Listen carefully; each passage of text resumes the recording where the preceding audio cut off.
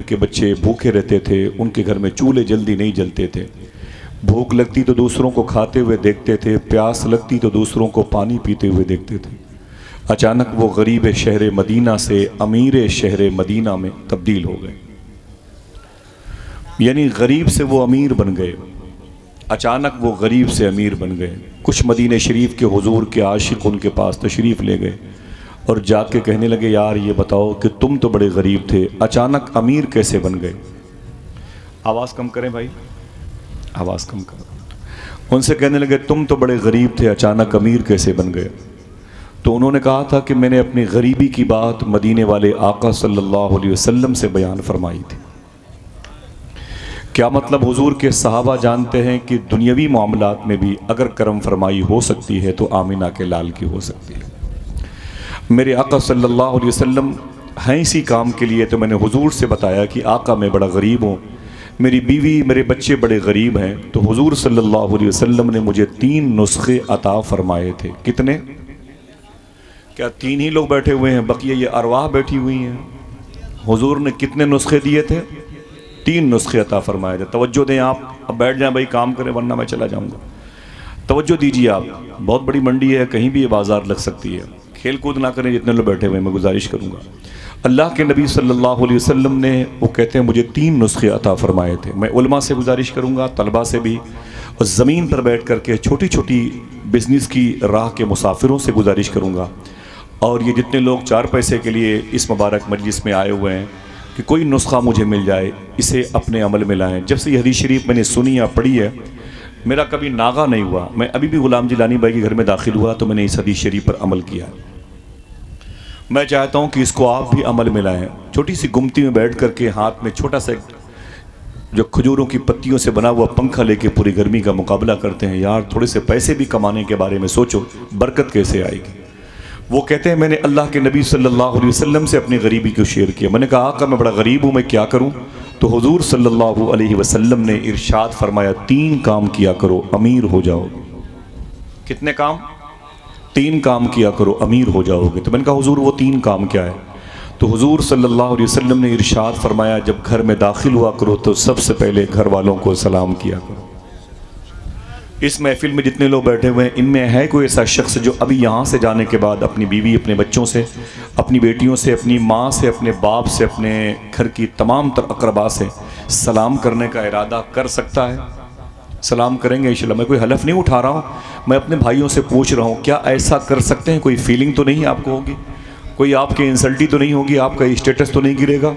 क्या फरमाया हुजूर ने, अपने घर में दाखिल हुआ करो तो सबसे पहले घर वालों को, और कोई बोले घर वालों को सलाम किया करो। एक आशिक ने कहा, हुजूर अगर घर में कोई ना हो तब मैं क्या करूं? मेरे आका फरमाते, तब भी सलाम किया करो, इसलिए कि मेरे जिस आशिक के घर में कोई नहीं रहता है, उसके घर में मैं रहता हूं।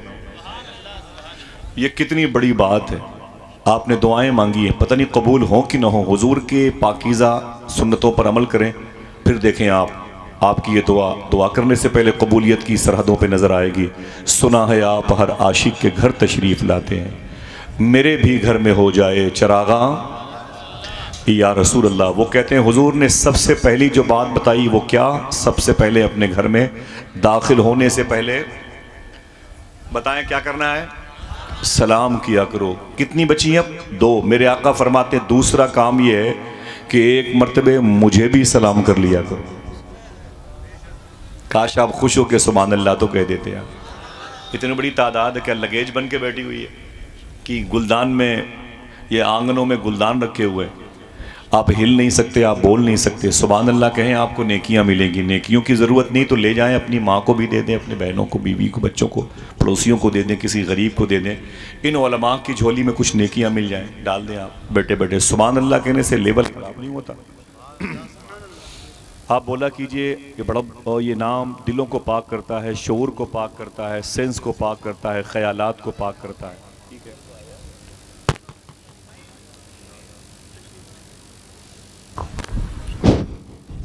मेरे आका फरमाते हैं, पहली बात सलाम की करो, और दूसरा काम हुजूर ने इरशाद फरमाया कि मुझे भी सलाम कर लिया करो।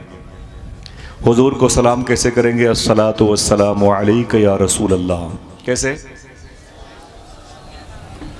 زور سے پڑھنے میں کیا مطلب دقت ہو رہی ہے؟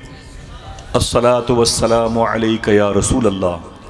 اب کتنی بچی؟ ایک بات، حضور فرماتے ایک مرتبہ قل هو اللہ احد شریف بھی پڑھ لیا۔ 3 کام بتایا۔ پہلا کام، گھر والوں کو سلام کیا کرو، جھاڑو پوچھا لگانے والی عورت اگر مسلمہ ہو، کوئی غریب ہو تب بھی سلام کیا کرو، ماں نہیں سنتی بوڑھی ہے تب بھی سلام کیا کرو، کوئی نہ ہو تب بھی سلام کیا کرو۔ آپ کہتے ہو السلام علیکم ورحمۃ اللہ وبرکاتہ، ماں کہتی ہے وعلیکم السلام ورحمۃ اللہ، اللہ میرے بیٹے کو سلامت رکھے۔ آپ کے سلام پر آپ کی بیوی کہتی ہے وعلیکم السلام ورحمۃ اللہ، اللہ میرے شوہر کو سلامت رکھے۔ آپ کی بیٹی کہتی ہے اللہ میرے باپ کو سلامت رکھے۔ آپ کی بہنیں کہتی ہیں وعلیکم السلام ورحمۃ اللہ، اللہ میرے بھائی کو سلامت رکھے۔ آپ کا چھوٹا سا بیٹا کہتا ہے وعلیکم السلام ابو، اللہ میرے ابو کو سلامت رکھے۔ ہو سکتا ہے سب دعائیں مانگتے رہیں، کسی کی دعا قبول نہ ہو، اور تمہاری پڑ گئی عادت سلام کرنے کی، اور کبھی ایسا ہوا کہ تم نے سلام کیا، یعنی آپ نے سلام کیا، جواب دینے والا کوئی نہ تھا۔ حضور فرماتے ہیں جس کا سلام کوئی جواب نہ دے سکے، اس کے سلام کا جواب میں آمینہ کا لال دیتا ہوں۔ اور اگر حضور نے ایک مرتبہ کہہ دیا وعلیکم السلام، اللہ تجھے سلامت رکھے، تو دل سے بولو پوری کائنات تمہیں مٹا سکتی ہے، اس لیے کہ تمہاری سیفٹی کی دعا آمینہ کے لال نے دی ہے، اور جو حضور نے دے دی، حضور نے کہہ دیا، وہی فائنل ہے۔ عقیدہ ہے ماشاءاللہ۔ اب آئیے سلام کرتے ہیں، درود پڑھتے ہیں، اس کے بعد تھوڑی سی باتیں کرتے ہیں۔ علماء کرام بیٹھے ہوئے، اللہ سب کے وجود کو اپنی بارگاہ میں قبول فرمائے، اور ان کی آنکھوں کے اعمال کو، ان کی سماعتوں کے، ان کے دستبازوں کو، ان کے قلب و جگر کو، تمام تر تنہائی کو بھی اللہ ہم سب کی تنہائی کو مسلمان بنا دے۔ آمین کہہ دیں۔ حضور غوث اعظم کی یہ دعا ہے، کاش آپ آمین کہہ دیتے۔ سرکار غوث پاک فرماتے ہیں یہ دعا کیا کرو، اللہ میری تنہائی کو مسلمان کر دے۔ سبحان اللہ۔ میں سلام کروں، میرے سلام کا جواب دیں، السلام علیکم ورحمۃ اللہ وبرکاتہ۔ اب آئیے درود شریف پڑھتے ہیں۔ درود شریف کے حوالے سے ایک بات سنیں۔ حضور سیدی الشاہ صوفی سلطان میاں شاہ صاحب قبلہ سے پوچھا گیا درود پڑھنے کا طریقہ کیا ہے؟ آپ نے ارشاد فرمایا درود پڑھنے کا وہی طریقہ ہے جو نماز پڑھنے کا ہے۔ اگر بات آپ کے دل کو چھو جائے، مجھے لگے کہ ہاں یہاں پر اہل ادب و اہل عشق بیٹھے ہوئے ہیں، وہ سبحان اللہ کہنے میں بخالت سے کام نہیں لیتے ہیں، تو میرا دل بڑا خوش ہوگا۔ ورنہ کال تو بہت ساری جاتی ہے جلسے جلوس کی، میں تو بالکل نہیں آ پاتا۔ کم سے کم 25-50 جلسوں کے بعد کبھی کسی ایک مجلس میں آتا ہوں، وہ بھی کب؟ جب کسی آستانے کے قریب وہ مجلس ہوتی ہے، بزرگوں کی بارگاہ میں حاضری کے لالچ میں، ورنہ مشکل ہے ملاقات۔ سمجھے میرا مزاج نظریہ بہت ہی شائستہ خاص۔ سنیں، صوفی صاحب فرماتے ہیں درود پڑھنے کا وہی طریقہ ہے جو نماز پڑھنے کا ہے۔ علماء بیٹھے ہوئے، پوچھا گیا نماز پڑھنے کا طریقہ کیا ہے؟ تو کہتے ہیں آقا کریم نے ارشاد فرمایا ویسے ہی نماز پڑھو، یا تم خدا کو دیکھ رہے ہو یا خدا تمہیں دیکھ رہا ہے۔ صوفی صاحب فرماتے ہیں ویسے ہی درود ہے، اس طریقے سے درود پڑھو، یا تم نبی کو دیکھ رہے ہو یا نبی تمہیں دیکھ رہا ہے۔ یہ حاضری کا طریقہ ہے، یہ حاضر باش ہونے والے لوگوں کی علامتیں ہیں۔ یہ طریقہ ڈسٹینس کو ختم کرتا ہے۔ یہاں سے مدینہ تقریباً 3000 کلومیٹر کے آس پاس ہوگا۔ اگر آپ نے درود پڑھ دیا تو یہ فاصلہ ختم ہو جائے گا۔ آپ عاشق ہوتے ہوتے مدینے پہنچنے لگیں گے، تو کرم ہوگا تو مدینے والا کبھی تمہارے گھروں پہ قدم رنجہ فرمائے۔ قدوم میمنۃ لزوم کی برکتیں تمہارے گھروں میں حضور کی نظر آئیں گی۔ پروفیسر واصف علی واصف سے پوچھا گیا، یہ 28-30 سال پہلے کے بڑے ہی قلندر مزاج کے دانشور بزرگ گزرے ہیں پڑوسی ملک میں، ان سے پوچھا گیا درود پڑھنے کی شرط کیا ہے؟ تو پروفیسر واصف علی واصف فرماتے ہیں درود پڑھنے کی ایک شرط ہے۔ کتنی؟ اونچی بولے، ایک شرط ہے۔ کسی نے پوچھا کہ حضور وہ ایک شرط کیا ہے؟ تو واصف علی واصف فرماتے وہ ایک شرط یہ ہے کہ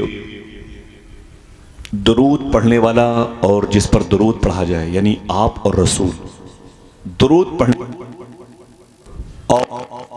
پڑھا جائے، دونوں کا زمانہ ایک ہونا چاہیے۔ اگر میں چپ ہو گیا ہوتا، میں لکھنؤ کے قریب کا ہوں، اتنی دیر میں تو لوگ ہنگامہ مچا دیتے ہیں، یار کتنی بڑی بات کہہ دی اس نے۔ درود پڑھنے والا اور جس پر درود پڑھا جائے، دونوں کا زمانہ ایک ہونا چاہیے۔ اس نے کہا ہم تو 1400 سال کے بعد آئے ہیں، حضور کے زمانے میں نہیں تھے، تو اس کا مطلب ہم درود نہ پڑھیں؟ واصف علی واصف فرماتے نا نا نا نا نا، تم حضور کے زمانے میں نہیں تھے، لیکن حضور تو تیرے زمانے میں ہیں۔ کہا حضور اگر میرے زمانے میں ہیں تو اس کا ثبوت کیا ہے؟ وہ کہتے ہیں چاند چمکتا ہے، یہی اس کا ثبوت ہے کہ حضور ہیں۔ سورج نکلتا ہے، یہی اس کا ثبوت ہے کہ حضور ہیں۔ حضور کائنات کی ڈلیوری کا سبب ہیں، اور یہ تمام تر کائنات حضور کائنات کی جان ہے۔ میرے بریلی کے امام نے کہا ہے جان ہے تو جہان ہے۔ ہٹ جائیں گر رسول خدا درمیان سے، لاکھوں بلائیں ٹوٹ پڑیں آسمان سے۔ اب یہ طریقہ ہے درود پڑھنے کا۔ صوفیہ فرماتے ہیں جب درود پڑھا کرو تو اپنی گردن جھکا لیا کرو۔ علماء سے بھی گزارش ہے اسے اپنے معمولات میں لائیں اور اپنے مقتدیوں کو بتائیں، طلباء کو بتائیں، تاکہ چراغ سے چراغ چلے۔ فرماتے ہیں صوفیہ اپنے سر کو، اپنے گردن کو، اپنا سینس، اپنی پلکیں، اپنے خیال کو ہلکا سا دل کی طرف، یہ بائیں طرف دل ہوتا ہے، دائیں طرف روح کا مقام ہے، جھکا کے درود پڑھا کرو۔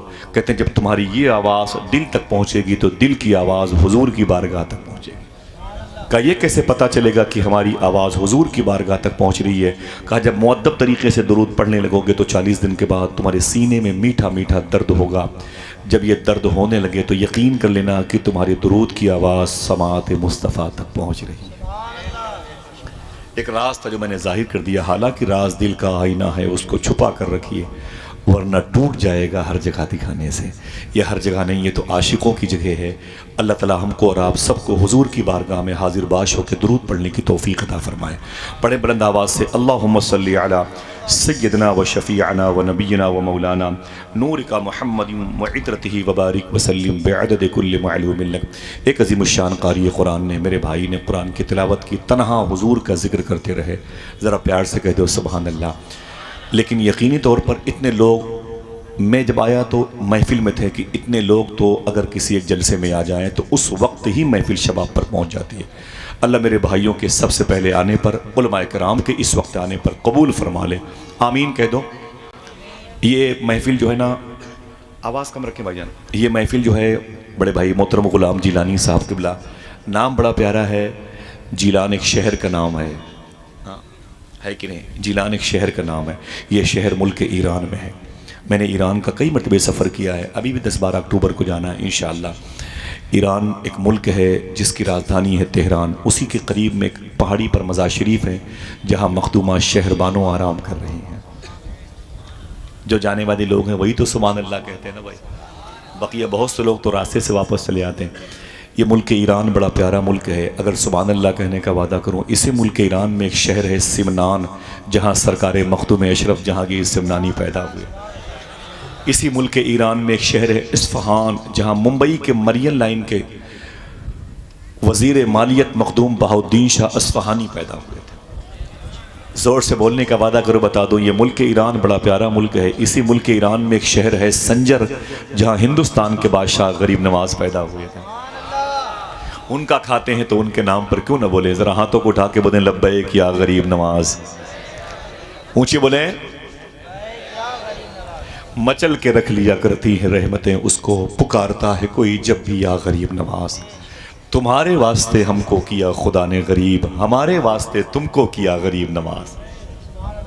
یہ ملک ایران بڑا پیارا ملک ہے۔ اسی میں ایک شہر اصفہان جہاں مخدوم بہاؤالدین شاہ اصفہانی پیدا ہوئے۔ اسی ملک میں ایک شہر سنجر جہاں سرکار غریب نواز پیدا ہوئے۔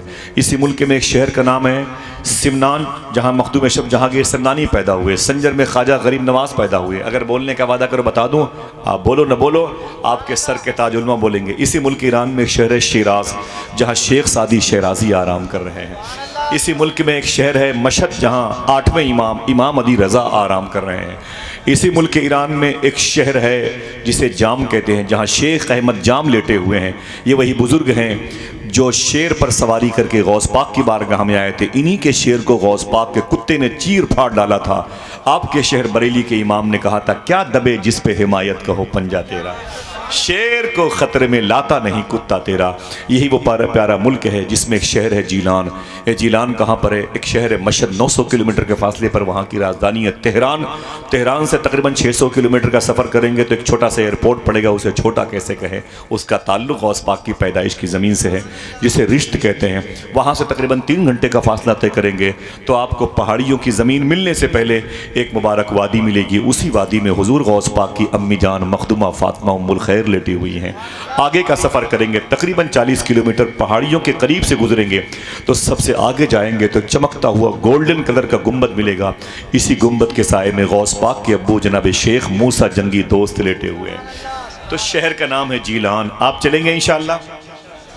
ہاتھوں کو اٹھا کے بتاؤ بھائی یار تھکے ہوئے ہیں، کم سے کم آپ جانے کا ارادہ کر دیں، میری تھکاوٹ کے جراثیم کو شکست مل جائے. چلیں گے انشاءاللہ. اللہ میرے بھائیوں کو غوث پاک کا دربار دکھا دے. تو نام رکھا ہے، مجھے نہیں معلوم کہ کیا حاجی فریاض صاحب ہے شاید، ان کے چلیسویں کے موقع پر بھائی غلام جیلانی صاحب. یہ جیلان وہی جیلان ہے جہاں غوث پاک پیدا ہوئے. سبحان اللہ. جہاں غوث قریب میں 60 کلومیٹر پہ غوث پاک کے نانا شیخ عبداللہ سومئی کی مزار شریف ہے. چلیں گے علماء کرام. اللہ ان بزرگ علماء کرام کو سب کو حاضری کی توفیق عطا فرمائے انشاءاللہ. میں نے سفر کیا ہے، جتنے نام میں نے لیے شاید ایک آدھ جگہ نہیں گیا، ورنہ قریب قریب ہر جگہ حاضری ہوئی، بار بار حاضری ہوئی. اللہ کا شکر ہے، جلسے جلوس میں محنت کرتا ہوں، 4 پیسے ملتے ہیں، بغداد چلا جاتا ہوں. ٹھیک ہے، میری زندگی، میرا مشن، میری روح، میری جان، میرا ایمان سیدنا شیخ عبد القادر جیلانی ہے. الحمدللہ رب. مصطفیٰ کے تنے بے سایہ کا سایہ دیکھا، جس نے دیکھا میری جان جلوے زیبا تیرا. بھائی غلام جیلانی کا نام بھی اسی مناسبت سے اللہ ان کے دل میں جیلان کے شہنشاہ کی خوب محبت کوٹ کوٹ کر کے بھر دے. لوگوں کے پاس پیسے آتے ہیں تو کہاں تفریح کرتے ہیں لوگ. ایفل ٹاور جاتے ہیں دیکھنے کے لیے، چائنا کی دیوار کو دیکھنے کی تمنا میں دیوار کے نیچے دب کے مر جاتے ہیں. قسطنطنیہ کی دیوار کیسی ہے جس کو کوئی فتح نہیں کر پایا، ادھر کراس نہیں کر پایا، ذرا دیکھیں. اس کو دیکھنے کی تمنا میں لوگ سگریٹ پیتے پیتے مر جاتے ہیں. لوگوں کے پاس پیسے آتے ہیں تو کشمیر کے ڈل جھیل کے کنارے پر جاتے ہیں اور مرزا غالب کی غزلیں پڑھتے پڑھتے مر جاتے ہیں. کچھ لوگ تو تاج محل بنوانے کے چکر میں موت سے پہلے مرنا چاہتے ہیں. لیکن اللہ نے کچھ لوگوں کو دولت دی ہے، جب پیسے ان کے پاس آتے ہیں تو ان پیسوں کو حضور کی میلاد میں خرچ کرتے ہیں، حضور کے ذکر میں وہ خرچ کرتے ہیں. اللہ کے رسول صلی اللہ علیہ وسلم کی پاکیزہ بارگاہ میں خراج تحسین پیش کرتے ہیں. اللہ اس کے رسول کی بارگاہ سے ان کو ڈھیر ساری برکتیں، روحانیتیں، انعامات میسر ہوتے ہیں. میں مبارکباد پیش کروں گا بڑے بھائی محترم غلام جیلانی صاحب قبلہ کو، انہوں نے اپنے دادا حضور کے وصال کے چہلم کے موقع پر یہ محفل سجائی ہے. آپ سے بھی بن سکے تو چھوٹی سی محفل اپنے دروازے پر اپنے بزرگوں کے، اپنے باپ دادا کے انتقال کے بعد سجایا کرو. کوئی آئے نہ آئے، مدینے والے آقا ضرور آئیں گے انشاءاللہ. دل سے کہہ دیں انشاءاللہ. نعت پڑھ لیا آپ نے، سن لیا میرے بھائی قاری صاحب سے، سلام کا جواب دے دیا. اب یہ سب سے بڑا مسئلہ ہے کہ اگر موت آئے اس کے لیے کیا سود مند ہے. تو سب سے بڑی بات ہے کہ وہی دولہا ہے جس کا ایمان پر خاتمہ ہو گیا.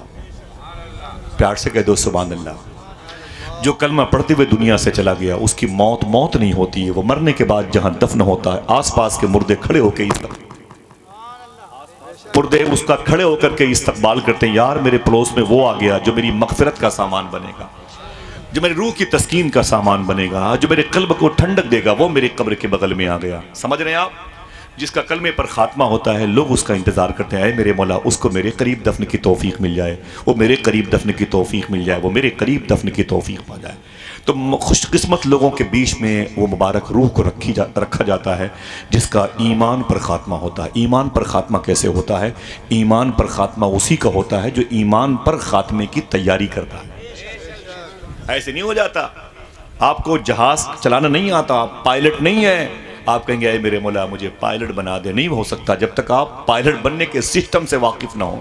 2500 سال اس میں آپ خرچ نہ کریں. آپ کہتے ہیں میں بریک لگا لوں گا، جب بریک لگانے کا طریقہ پہلے سے معلوم ہوگا تب نہ بریکر پہ بریک لگائیں گے. ہاں کلمہ پڑھتے ہوئے موت آ جائے یہ دعا مانگتے ہیں. پہلے موت ایمان پر خاتمے کی تیاری سے پہلے ایمان اس مبارک پاکیزہ راہ کے مسافر کو پڑھیں جس کا ایمان پر خاتمہ ہوا. وہ کیسا انسان تھا، اس نے اپنی لائف کیسے گزاری ہے، اس نے اپنی زندگی کیسے گزاری ہے. تب وہ کل نفس ذائقۃ الموت پر فورس دیتا ہے. میں مرا نہیں ہوں، میں نے صرف ٹیسٹ چکھا ہے، ذائقہ مجھے ملا ہے. کوئی بات نہیں، مائک آپ کا بہت اچھا ہے بھائی. میں 25 دنوں کا بھی تھکا ہوا رہا ہوں تو یہ خود بولتا رہے گا. وہ اتنا کمزور ہے یہ، بالکل لکھنؤ جیسا نا، کہ ذرا سے میری حرکت پر یہ خاموش ہو جاتا ہے. بہرحال میں ابھی تو میں راضی ہوں. ٹھیک ہے بھائی، بہت اچھا. اللہ میرے بھائی کے اس کاروبار میں برکتیں عطا فرما دے، اللہ برکتیں عطا فرما دے. بیٹھے ماشاءاللہ. یہ ایمان پر خاتمہ بڑی مشکل. آج ہم کیا ہے، نمازیں چھوڑ دیتے ہیں، کہتے ہیں میرا ایمان پر خاتمہ ہو جائے. ہم جھوٹ بولتے ہیں، کہتے ہیں میرا ایمان پر خاتمہ ہو جائے. لوگ نشہ کر رہے ہیں، مسلمانوں کے بچیاں مسلمانوں کی آوارہ ہو رہی ہیں. لوگ کہتے ہیں آپ دعا کریں ہمارا ایمان پر خاتمہ ہو جائے. لوگ کہتے ہیں حضرت آپ دعا کر دیں. وہ دعا کے لیے نماز کے بعد مسجد میں آتا ہے. اگر دعا ہی کروانی تھی تو پیچھے امام کے نماز بھی پڑھ لیا ہوتا. سمجھ رہے میری بات؟ ذرا ان برے کاموں سے ہم توبہ بھی تو کر لیے ہوتے. آج ہم شراب کی منڈی میں نظر آتے ہیں, بیئر بار کو آباد کرتے ہیں, ناچ گانوں کو آباد کرتے ہیں, پھر کہتے ہیں حضور آپ دعا کر دیجئے. میں آپ کو ایک بات بتاتا ہوں, یہ جو کلمہ شریفہ پڑھتے ہیں نا, لا الہ الا اللہ, پڑھ کے بتائیں کیسے. لا الہ الا اللہ, لا الہ الا اللہ, اونچی آواز میں, الا اللہ محمد رسول اللہ صلی اللہ علیہ وسلم. اسے پڑھا کیجئے انشاءاللہ, پڑھیں گے انشاءاللہ. لا الہ الا اللہ الا اللہ الا اللہ, پڑھا کیجئے انشاءاللہ. بائک پر بیٹھیں, وضو بنا کے بیٹھیں, گھر سے نکلیں تو اسے پڑھتے ہوئے جائیں. آپ جب گلی کوچے سے گزریں گے تو گھر کے در و دیوار آخرت میں گواہی دیں گے, اے میرے مولا میرے سائے سے ایک مسلمان گزرا تھا, وہ یہ ہے. درختوں کی پتیاں آپ کے مومن ہونے کی گواہی دیں گی, میرے مولا یہ وہ ہے جو میرے سائے سے گزرا تھا. سمجھ رہے, آپ کو تھوڑی سی محنت کرنی پڑے گی, بغیر محنت کے تو آپ کو سنڈیلا کا لڈو بھی نہیں ملے گا, حالانکہ آپ کے صوبے میں ہے. سمجھ رہے ہیں آپ کے ملک میں ہے, وہاں کا ناگپور کا جو فلیور ہے نا سنترے کا, آپ کو بغیر محنت کے, بغیر سفر کے, پیسے کے وہ بھی نہیں میسر آئے گا. آپ کو محنت کرنی پڑے گی. ایسا نہیں کہ ہم شراب پیتے رہے ایمان پر خاتمہ ہو جائے, یہ تو اس کی توفیق پر ہے. ہم نشہ کرتے رہے ہمارا ایمان پر خاتمہ ہو جائے. ہم نماز جمعہ کی 2 رکعات کے علاوہ ہمارا تشخص نمازوں میں جو باقی تھا وہ ختم ہو گیا ہے, اور ہم بس دعا کرتے ہیں اللہ میرا ایمان پر خاتمہ ہو جائے. نہ میرے بھائی, تجھے محنت کرنی پڑے گی. میں ایک بات بتاتا ہوں, بغداد کی زمین بڑی پیاری زمین ہے, توجہ ہے آپ کی نہ, ادھر مت دیکھیں, وہ سب آپ ہی کے قبیلے کے لوگ ہیں. وہ کرسیوں کے کمی کا احساس ہے ان کو. آپ خوش قسمت ہیں, پہلے آ گئے, اور اگر تھوڑی دیر کے بعد وہ اور آتے تو ان کو تو تصور میں بھی بیٹھنے کی جگہ نہ ملتی. کرسیاں قریب قریب ختم ہیں, بس آپ جو بھی باقی ہیں بیٹھ جائیں, آپ ادھر دیکھیں.